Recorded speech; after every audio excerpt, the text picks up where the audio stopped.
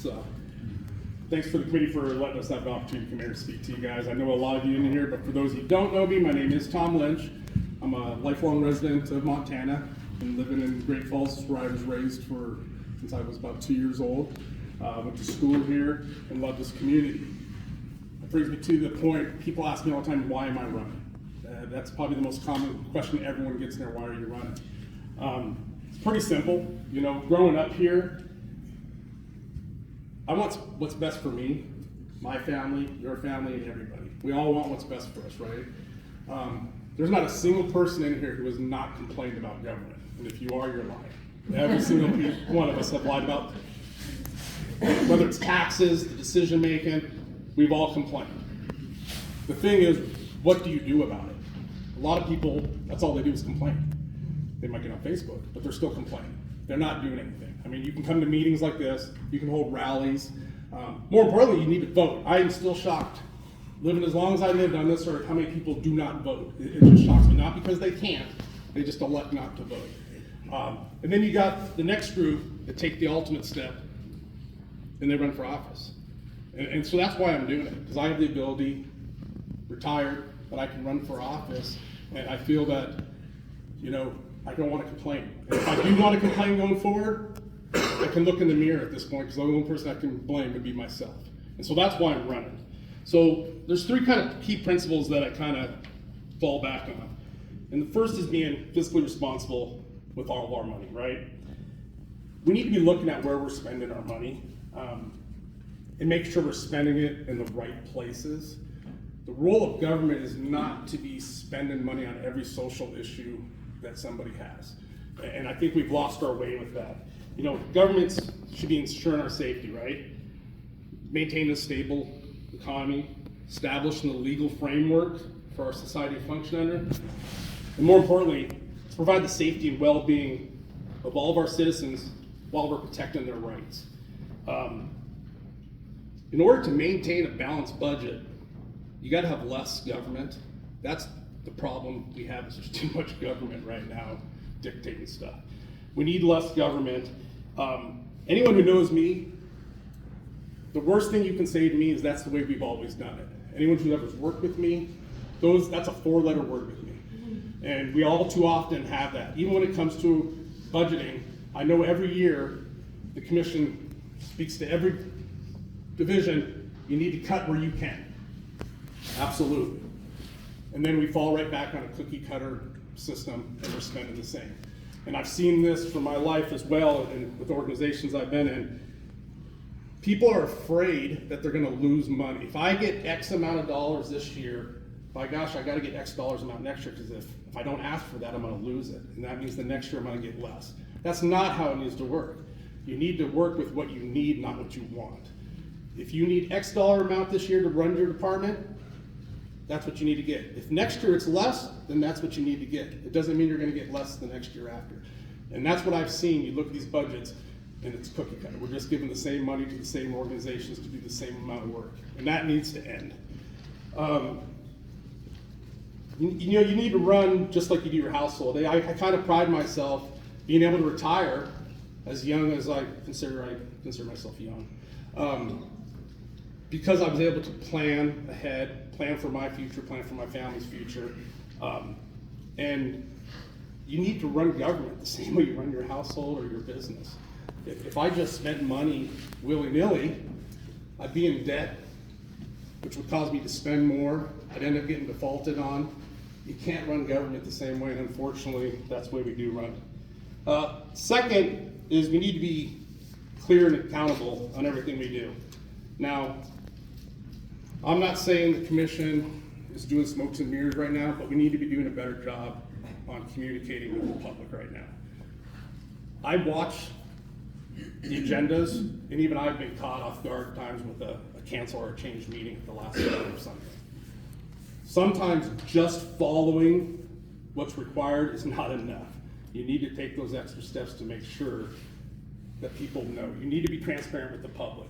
And all too often I see that, it's like, well, that's all we're required to do. That's what the law says we need to do. But sometimes that's not good enough. You need to make sure you're communicating with people. Even though if the intent's not there,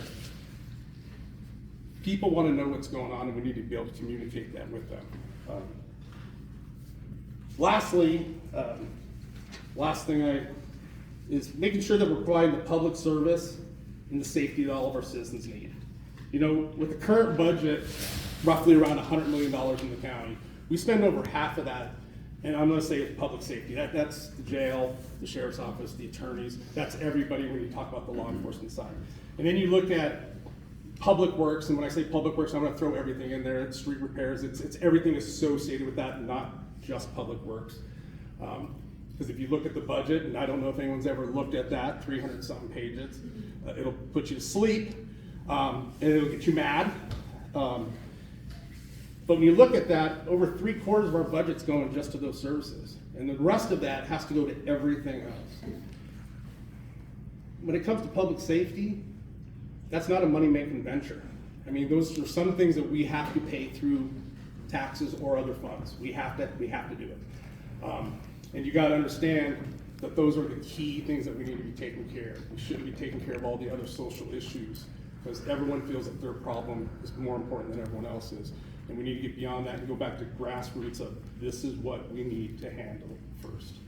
I think I hit about all my key points, but I do feel if we follow at least those 3 key roles, I think we can fare pretty well. I run on common sense ideology, common sense. You say you can't fight City Hall. Well, I did fight City Hall in the city. I wanted to put a shed up in my house, a shed in my backyard. I had to jump through hoops trying to get that shed up. They wanted me to put firewalls up, and I tried to explain to them, nobody's living in this thing. It's not a garage. It's just a shed in my backyard. And round, because they're pulling out the regs, well, you have it this close to your property line, and you've got a neighbor on this side. And I said, yeah, my neighbor's house isn't there. It's way over here, and I have a street on the other side. Finally, I had to go to the director over there and say, can we have some common sense on this? And he looked at it, he said, yeah, that makes sense. We need to get away with that. Regulations are one thing, but we need to get rid of that. That's big government that's gone too far right there, and we need to stop that. So I appreciate any support you get. If you have any questions, stick around afterwards. 2 or 3 questions for Tom. I just was going to ask you what you retired from. I was in the Army for 9 years. I was a reconnaissance specialist. I was a scout stationed overseas, and then here in CONUS, or in the United States as well. And then after that, I did 26 years as a police officer, and then my career here in Great Falls. Okay. Thank you.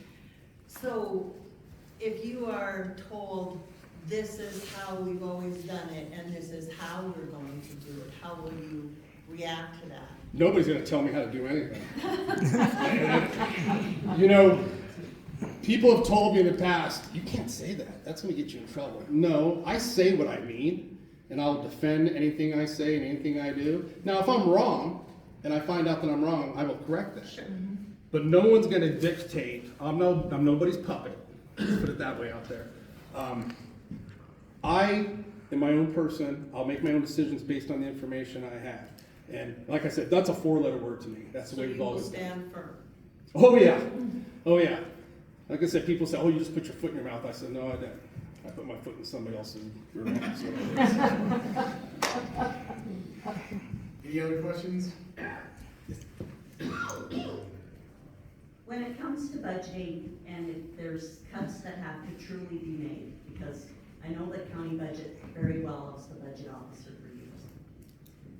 If it comes down to public health and making sure there's enough staffing in the public health department versus buying another brand new road grader, how would you come to that decision? Which way would you go? Road grader. I'm glad you brought that up.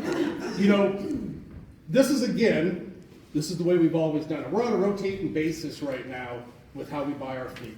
Made sense at the time. You don't want to get stuck short buying vehicles, you know, when we need 10 of them and now we don't have the money, right? So we got on a rotating basis of buying so many vehicles every year.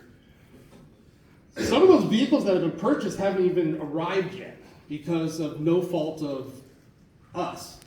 It's just back orders. I guess you can still blame COVID, I guess. I don't know, everyone keeps blaming that. But we don't have those vehicles, but yet we're still on that rotation to buy more vehicles. Again, that comes to common sense. what do we need versus what do we want? And the will of the people is, like he said, it comes first. And you gotta go with what you have. You know, we had a dishwasher. My wife's gonna hate this because this was horrible for a year. We had a dishwasher that broke. And because of COVID, we had to keep buying parts to keep this thing running. We ordered a new one, it was supposed to come in, it's just the hassle trying to get this new one.